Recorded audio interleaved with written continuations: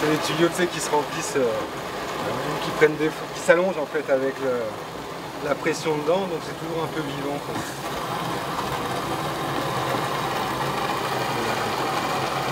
Bon alors David, c'est le dernier plein d'eau? Ouais, dernier plein d'eau, on est pas loin du départ. Ouais, on est à 1 heure du départ là. Ouais, 1 heure du départ. Et j'arrête de me demander si j'ai oublié quelque chose aussi. Tu vois, j'essaye de cloisonner là. Ouais. Au niveau de la météo pour le départ, la météo, il n'y a pas beaucoup d'air pour sortir du golfe. Enfin, ouais. Et donc l'objectif en fait c'est d'arriver au Finistère assez rapidement, mais il n'y a pas beaucoup d'air, donc on va voir comment ça se passe parce qu'il y a une dépression qui arrive du Cap Vert et qu'on ne sait pas trop ce que ça va donner et que je pourrais me faire coincer le long du Portugal. Donc c'est un peu ça où je vais surveiller. Ça va pas être, c'est pas une météo super finalement parce que je risque de ne pas avoir la visée portugais pour descendre aux Canaries, mais en même temps attendre. C'est pas mieux la semaine prochaine, donc bon, donc faut y aller. Il faut y aller, quoi. On va juste vraiment surveiller cette dépression qui monte du Cap Vert. C'est un comportement un peu bizarre. Tous les jours ça change, alors on voit bien qu'ils ont du mal à prévoir.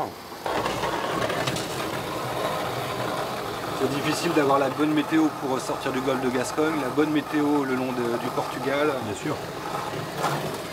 Bon, je pense que, comme dit Manu Webcamp, il arrive un moment, il faut arrêter et puis il faut y aller. Donc j'ai croisé Manfred là. Ouais. Il t'a fait un réglage aux petits oignons là, ouais. Vraiment. Alors en fait j'y suis allé sur la recommandation de Manu Webcamp et Anatole parce que je voulais faire un double patara en fait. J'avais un simple patara mais qui était vieux et je savais qu'il manquait ce double patara sur le gréement. Donc en fait Manfred il s'en est occupé, il m'a fait une. Ouais, t'as vu, tu l'as rencontré, il est un peu passionné de navigation hauturière, de tout ce qui est un peu. Tous les projets, ça l'intéresse. C'est lui qui s'occupe du gréement d'Alain Maignan. C'est lui qui s'occupe et Alain Maignan n'a jamais dématé. Il s'est occupé du gréement de Manu Webcamp et d'autres bateaux encore, hein, évidemment. Et donc, ouais, il a vraiment peaufiné le réglage du gréement. Je pense que vraiment, je pars l'esprit tranquille, je suis serein, quoi. En ce qui concerne le gréement. Un peu moins en ce qui concerne l'informatique. Puisque ce matin, je t'ai expliqué, j'ai un ordinateur qui est déjà en rideau sur les deux, quoi. Donc je verrai si je peux réparer. J'ai voulu mettre l'ordinateur sous vide pour le protéger. Et en fait, ça a écrasé le clavier et les touches. Il n'a pas aimé. Ouais, les touches sont écrasées, du coup, les touches sont bloquées dans le clavier.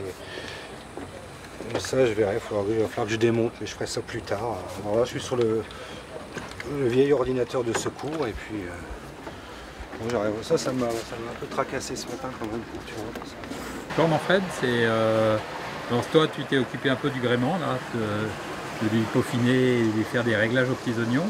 Oui. Est-ce que tu peux nous en parler un peu de ce que tu as fait dessus? Ouais, c'est surtout, je voudrais parler du gréement en général de ce bateau. C'est ce qui peut se faire de mieux pour ce type de projet. Parce que c'est un gréement dans l'axe, avec des triangulations partout, avec un double patara et l'été en haut, avec des intermédiaires et des bastacs et un été de trinquette, et avec 4 baobans. Ce qui fait qu'à chaque panneau du mât, le mât est parfaitement verrouillé. Et ça fait la grosse différence avec les gréements modernes qui sont fractionnés et angulés. Si le bateau chavire, là, normalement, il n'y a rien qui se passe. Un bateau moderne, s'il chavire une fois, normalement, le mât est cassé.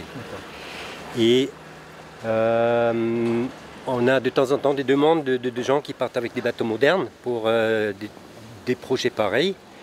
Et je suis obligé de leur vraiment déconseiller fortement.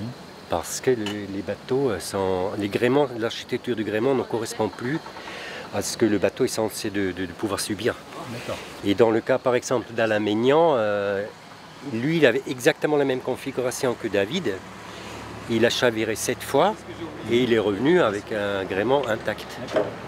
Et les bateaux un peu anciens étaient beaucoup mieux préparés pour ça, quoi. Ouais. Donc pour David, je n'ai pas fait grand-chose parce que le bateau était parfaitement préparé. David a une très bonne notion, une très bonne connaissance et je l'ai juste attiré son attention sur quelques détails pour anticiper d'éventuels problèmes. Et j'ai fini le réglage du mât, mais il n'y avait pas grand-chose à faire. Ok, merci.